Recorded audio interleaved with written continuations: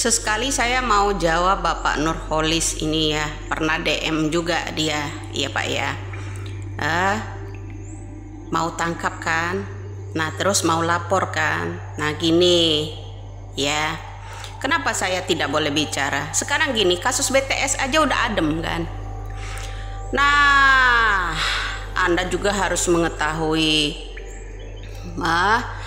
semua kasus-kasus itu dulu udah dibuka, terutama di Dirut PT Mora Telematika yang bekerja sama dengan orang-orang ini. Kasus BTS 4G pertama ya, saya urai satu persatu ya. Dirut dari PT Mora Telematika itu udah nggak rahasia umum lagi. Dulu kasus tol minta 10,5 miliar rupiah itu.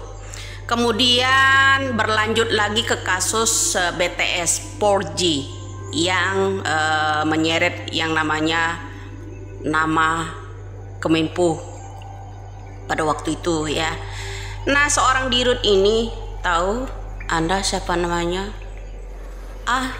Kosasi ya, itu meminta di kasus BTS pada waktu itu melalui PT-nya itu 40 miliar. Itu di kasus BTS aja ya. Kemudian berlanjut lagi di yang namanya Lumbung Pangan Pod Estate melalui PT-nya juga, itu sebagai dirut ya, sebagai dirut itu minta 12 miliar.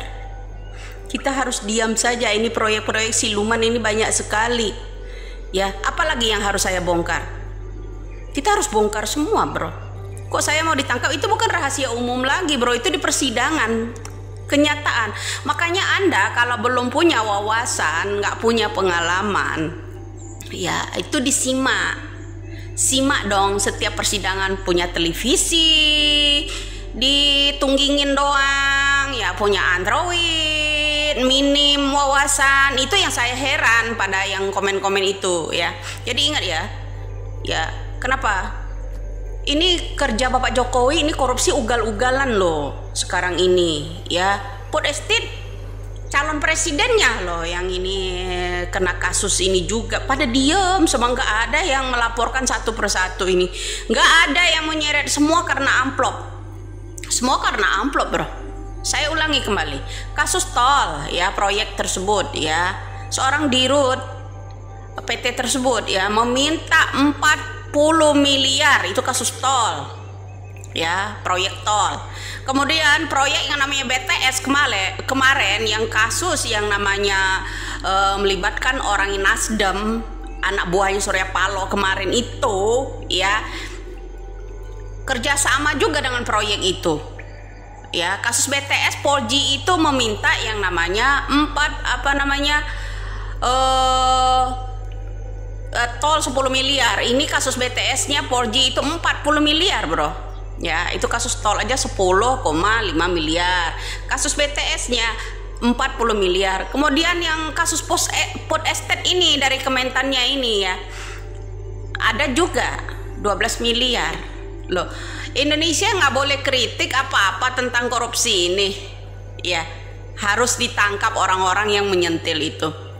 Bukan saya tidak tahu, walaupun saya orang-orang biasa, tahu semua saya ya.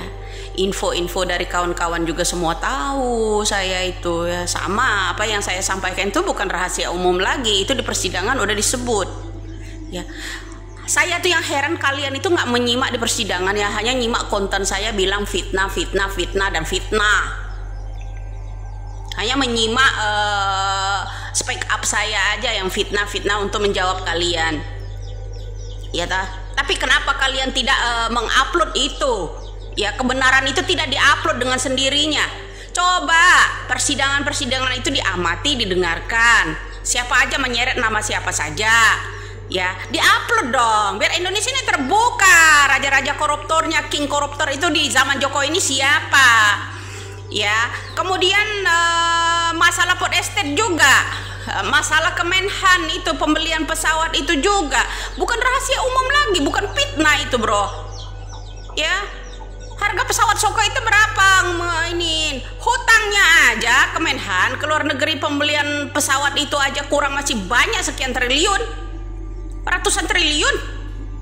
Kau kira tidak? Nambah beban rakyat Indonesia, olah-olah Kemenhan, kementerian. Tuh, yang namanya Kementan juga nih, mobil minibusnya jadi umpetin di jalan apa itu kemarin. Nah, kalau memang betul-betul Anda itu menyimak kasus demi kasus rakyat Indonesia, kalau apalagi kasus-kasusnya yang Hambalang, kasusnya Surya Dharma Ali mengenai dana-dana Al-Quran, dana sapi itu, boro-boro kalian bisa membeberkan itu semua. Zamannya SBY yang kasus-kasus Sinturi, kasus semua bank, likuidasi semua bank itu. Ini sebentar lagi juga likuidasi juga ini bank ya, karena banyak korupsinya juga itu bank, maling duit rakyat. Diem aja. Dulu zamannya SBY berapa belas itu yang namanya likuidasi bank, kemudian dikasih bantuan likuidasi bank, makan sendiri. Itu saya yang heran, bagaimana Indonesia mau maju, mau mesejahterakan rakyat kalau busung-busung para pejabat itu digemukkan semua, kata Gibran ya, digemukkan semua dengan hasil yang tidak halal itu, uang-uang rakyat, uang-uang pajak semuanya digarong semua. Mau jadi apa negara kita ini? Sementara saya yang mengungkap ini semua, yang membeberkan, menjawab pertanyaan-pertanyaan kalian ini harus ditangkap. Waras enggak tuh kalian semua? Hoi, hoi.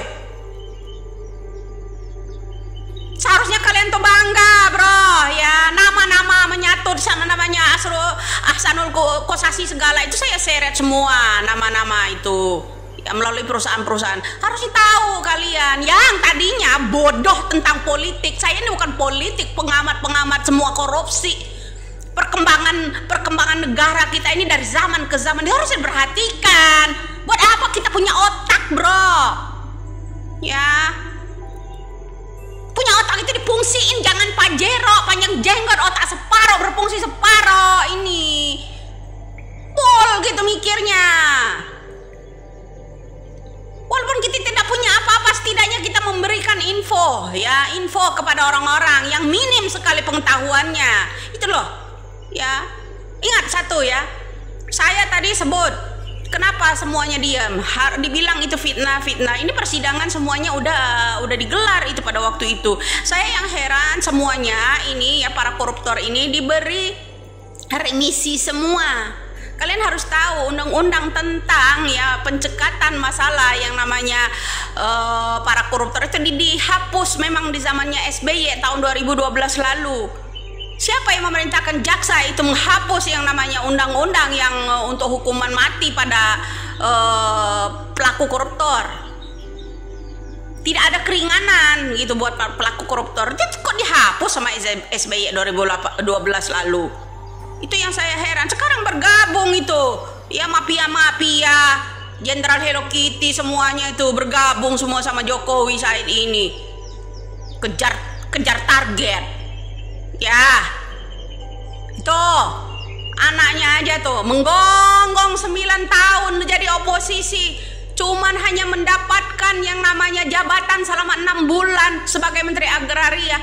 Tuh di demo sama orang ya, di kantor yang namanya pertanahan, kabur, nggak berani dia nggak sanggup dia hadapi masyarakat.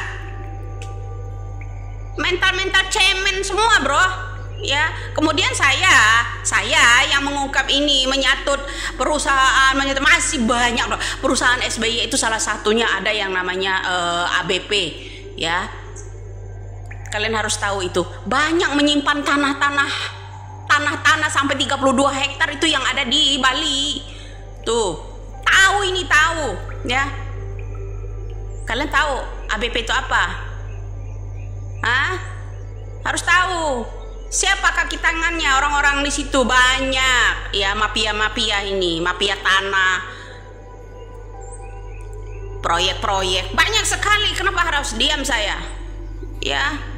Maaf, jadi saya sentil itu ya. PT yang namanya Arya Bangun Persada segala itu kaki tangannya SBY itu semua. Paham lu? Jangan dikira saya nggak tahu semua. Ya, kuasa-kuasa orang yang kuat ini maling semua.